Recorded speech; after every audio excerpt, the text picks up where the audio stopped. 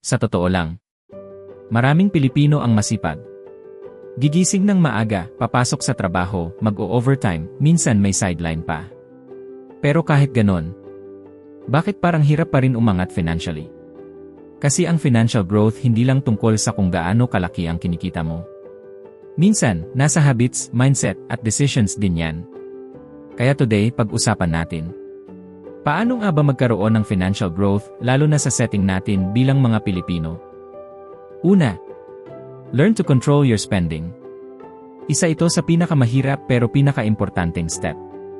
Kasi minsan kahit tumaas sahod natin, tumataas din gastos natin.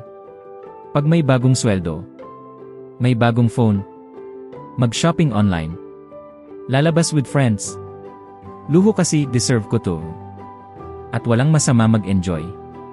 Pero kung lahat ng increase sa income mo napupunta lang din sa gastos, mahirap talaga magkaroon ng progress financially.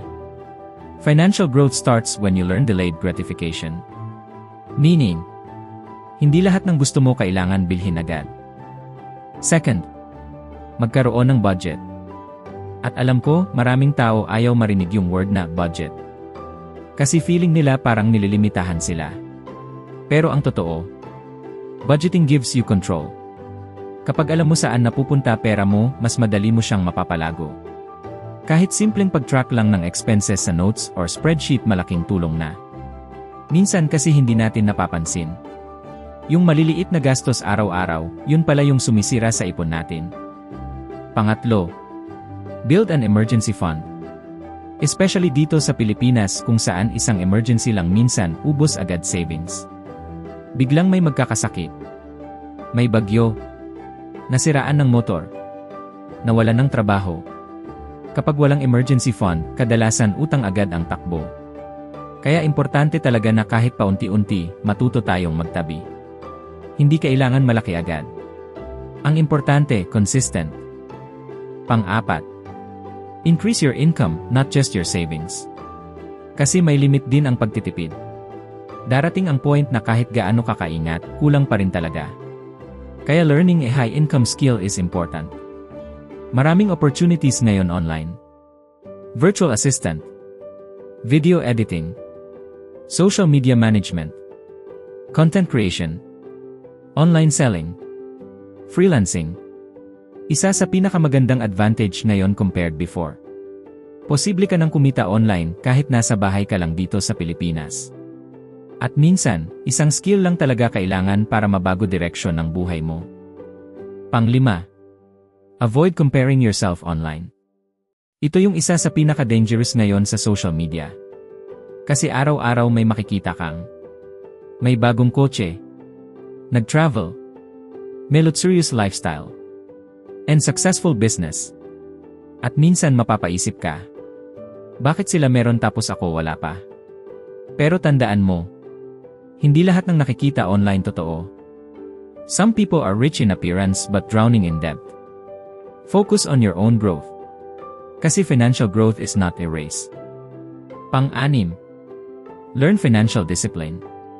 Matutong maging disiplinado sa pera. Kasi hindi motivation ang magdadala sa'yo sa long-term success. Kundi disiplina talaga. Yung marunong maghintay at magsabi ng, hindi muna kailangan ngayon. Yung marunong mag-ipon kahit paunti-unti lang. Yung hindi tumitigil kahit mabagal ang progress. Maraming gustong umasenso sa buhay. Pero kakaunti lang yung handang magsakripisyo ng pansamantala para sa mas magandang future. And lastly, invest in yourself. Kasi ikaw yung pinaka-importanting asset mo. The more skills you learn, the more valuable you become. Read books. Watch educational content. Learn from people ahead of you. Kasi minsan hindi problema yung lack of opportunity. Lack of knowledge lang talaga. And remember this. Financial growth doesn't happen overnight. Hindi siya instant. Pero every wise decision you make today builds your future slowly. Every peso saved, every skill learned, every bad habit avoided. Lahat yan may epekto sa future mo. So if pakiramdam mo mabagal progress mo right now, don't quit. Because small consistent improvements eventually create big financial changes. Start where you are. Use what you have. Learn while growing. At tandaan mo, your current financial situation does not define your future. So the question is, what financial habit are you willing to improve starting today?